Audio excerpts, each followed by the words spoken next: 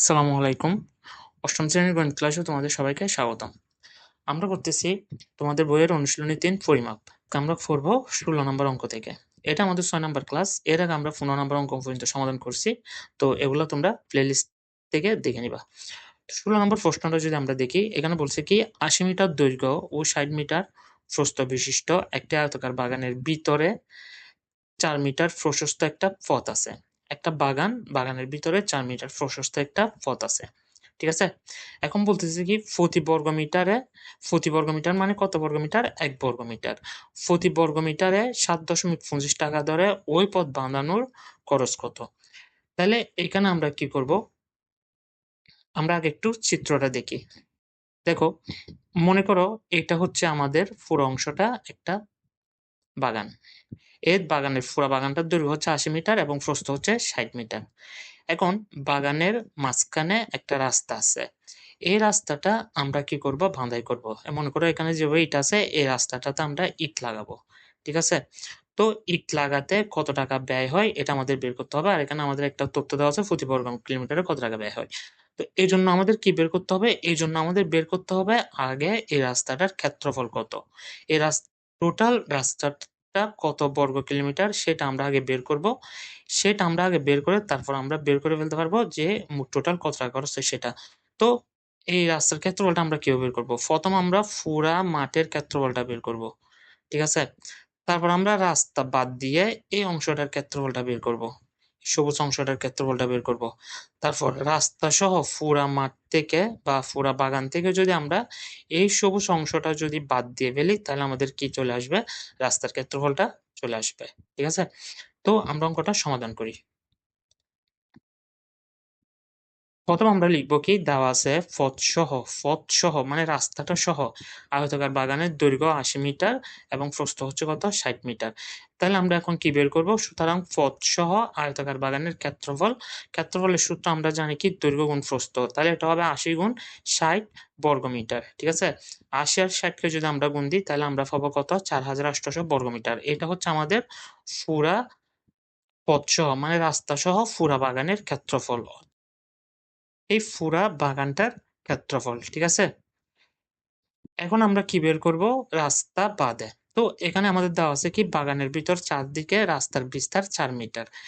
তো এখন আমরা বের করব কি পথ বাদে মানে রাস্তাটা বাদে বাগানের দৈর্ঘ্য। রাস্তার দৈর্ঘ্য কত ছিল? পথসহ দৈর্ঘ্য কত ছিল? ৮০। তো পথটা আমরা বাদ দিয়ে দিব। পরের বিস্তার কত? ৪ মিটার। তাহলে দৈর্ঘ্য যেহেতু দুই পাশে থাকে তাহলে এটা হবে কত? ৪ গুণ ২ মিটার। তো ৪ গুণ ২ মানে হচ্ছে কত? ৮। ৮০ থেকে যদি আমরা ৮ বিয়োগ দিই তাহলে আমাদের হচ্ছে কত? ৭২ মিটার। একইভাবে আমরা প্রস্থটা বের করি। পথ বাদে বাগানের প্রস্থ কত হবে? ৬০ বিয়োগ প্রস্থ যেহেতু দুই পাশে থাকে তাহলে এটা হবে ৪ গুণ ২। ৪ মানে কি রাস্তার বিস্তারটা।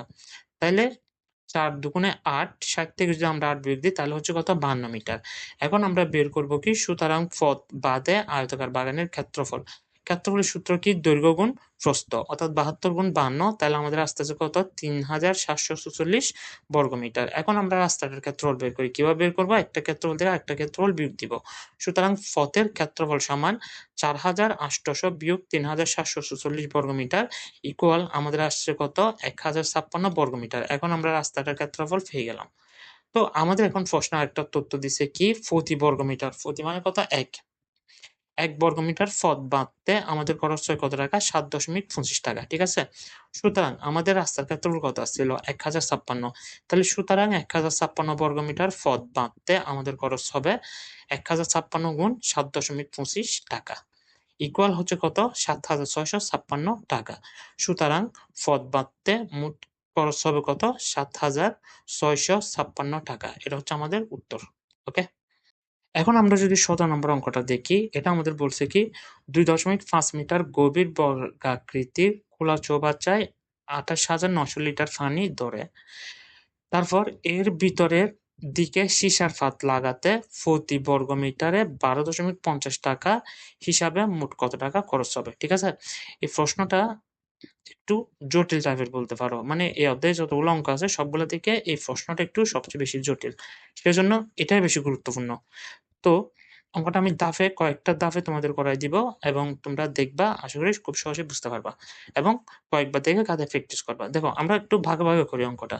প্রথম আমাদের বলছে কি 2.5 মিটার গভীর একটা বর্গাকৃতির চৌবাচ্চায় 28,900 লিটার পানি ধরে।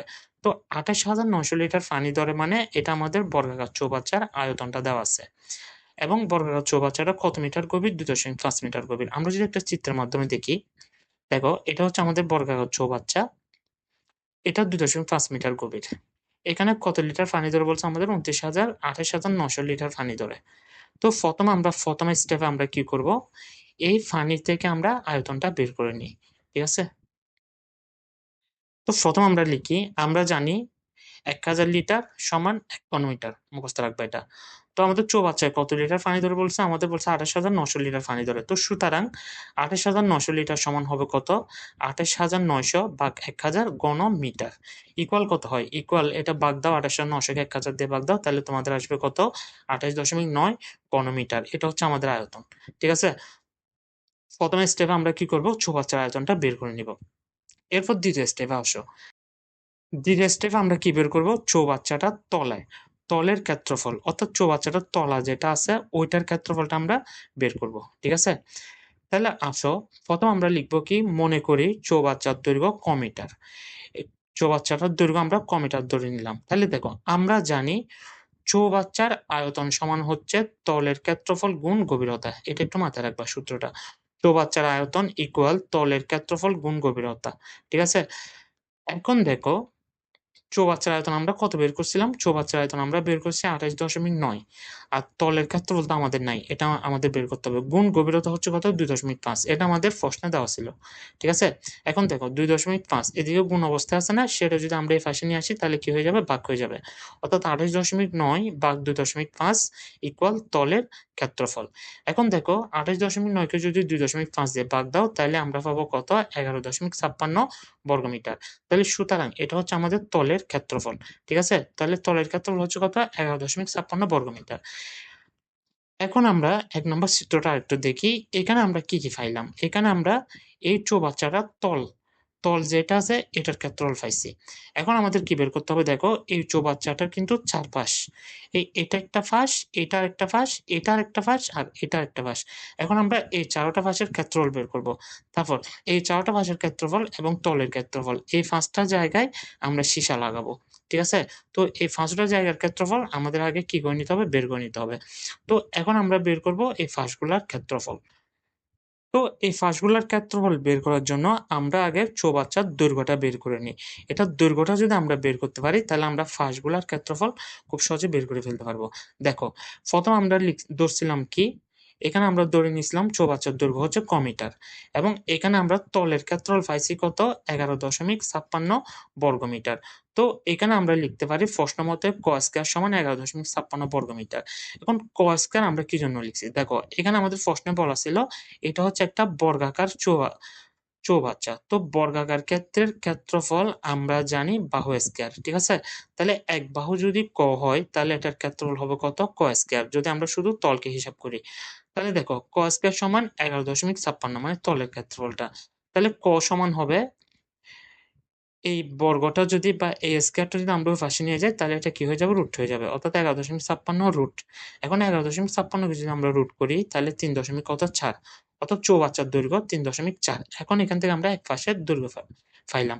তো এক পাশের দৈর্ঘ্য থেকে আমরা প্রথমে কি বের করব? ক্ষেত্রফল বের করব।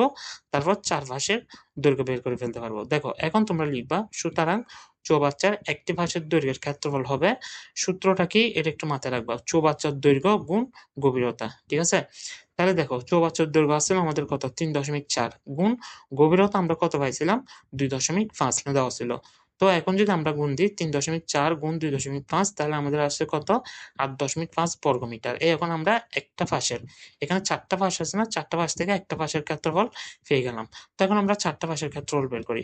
সুতরাং চৌবাচ্চার ৪ টা পাশের ক্ষেত্রফল হবে বা ৪ টি পার্শ্বতলের ক্ষেত্রফল হবে ৪ গুণ 8.5। এই একটা দিয়ে ৪ টাকে গুণ দিবা। সমান হচ্ছে কত? 34 বর্গমিটার। এখন দেখো আমরা এখানে ৪ টা পাশের ক্ষেত্রফল পেলাম আর তলার ক্ষেত্রফলটা পেলাম। অর্থাৎ আমরা মোট ক্ষেত্রফল কিন্তু পেয়ে গেলাম। তো এখন আমরা মোট ক্ষেত্রফলটা অঙ্ক করে বের করি। তো এখন আমরা এখানে কি লিখবো? সুতরাং চৌবাচ্চার ভিতরের মোট ক্ষেত্রফল। চৌবাচ্চার ভিতরে মোট ক্ষেত্রফল কি হবে? তলার ক্ষেত্রফলটা যোগ চারপাশের ক্ষেত্রফল। তাহলে তলার ক্ষেত্রফল আমাদের কত আসছিল?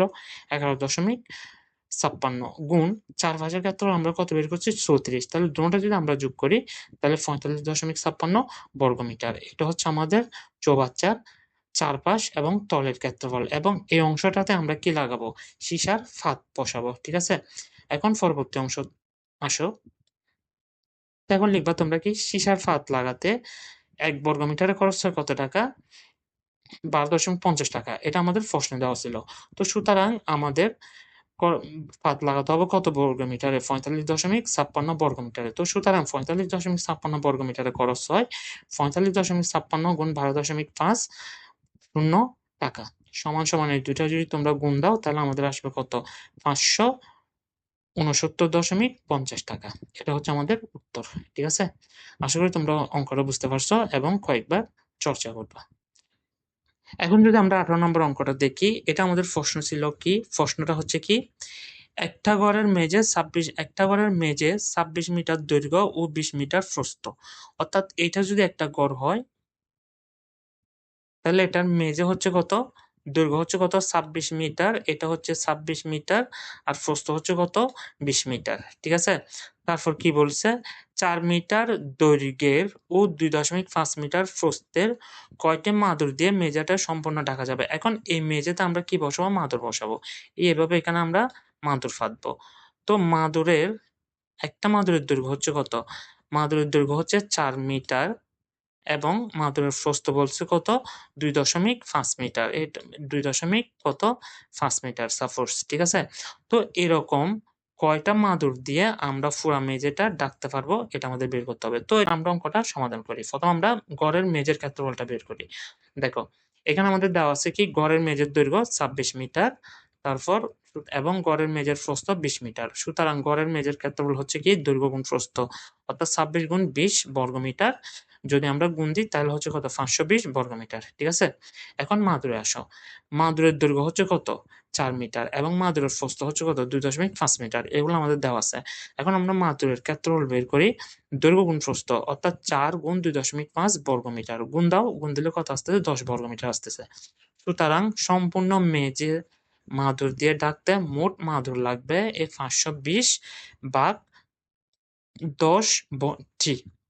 কয়টি আসে? 52টি। এটা হচ্ছে আমাদের উত্তর। ঠিক আছে?